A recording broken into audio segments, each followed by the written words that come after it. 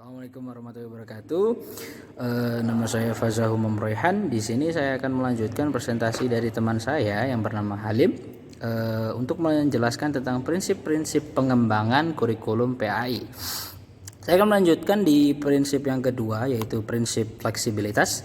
Prinsip fleksibilitas artinya kurikulum itu harus lentur dan tidak baku, terutama dalam hal pelaksanaannya. Dalam pengembangan kurikulum mengusahakan agar apa yang dihasilkan memiliki sifat luas, lentur, dan fleksibel dalam pelaksanaannya, memungkinkan terjadinya penyesuaian-penyesuaian berdasarkan situasi dan kondisi, tempat, dan waktu yang selalu berkembang, serta kemampuan dan latar belakang peserta didik. Apa yang diharapkan dalam kurikulum ideal kadang-kadang tidak sesuai dengan kondisi kenyataan yang ada. Bisa saja ketidaksesuaian itu ditujukan oleh kemampuan guru yang kurang, latar belakang atau kemampuan dasar siswa yang rendah, atau mungkin sarana dan prasarana yang ada di sekolah itu kurang memumpuni. Kurikulum harus bersifat lentur atau fleksibel, artinya kurikulum itu harus bisa dilaksanakan sesuai dengan kondisi yang ada. Kurikulum yang kaku atau tidak fleksibel akan sulit diterapkan. Prinsip fleksibilitas memiliki dua sisi.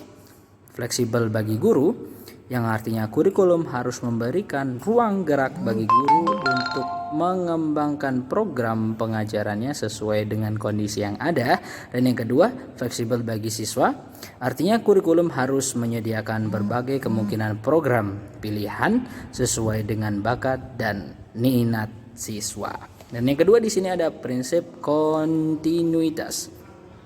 Prinsip kontinuitas yaitu adanya kesinambungan dalam kurikulum, baik secara vertikal maupun secara horizontal.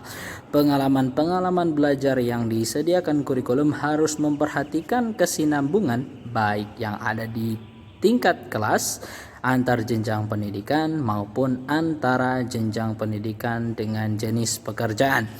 Prinsip ini mengandung pengertian bahwa perlu dijaga saling keterkaitan dan kesinambungan antara materi pelajaran pada berbagai jenjang dan jenis program pendidikan. Dalam penyusunan materi pelajaran perlu dijaga agar apa yang diperlukan untuk mempelajari suatu materi pembelajaran pada jenjang yang lebih tinggi telah diberikan dan dikuasai oleh siswa pada waktu mereka berada pada jenjang sebelumnya. Prinsip ini sangat penting bukan hanya untuk menjaga agar tidak terjadi pengulangan materi pelajaran yang memungkinkan program pengajaran tidak efektif dan efisien, akan tetapi juga untuk keberhasilan siswa dalam menguasai materi pembelajaran pada jenjang pendidikan tertentu.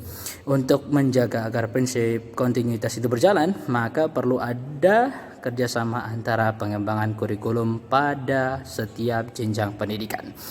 Misalkan para pengembang pendidikan pada jenjang sekolah dasar, jenjang SLTP, jenjang SLTA, dan bahkan dengan para pengembang kurikulum di perguruan tinggi. Sekian dari saya. Assalamualaikum warahmatullahi wabarakatuh.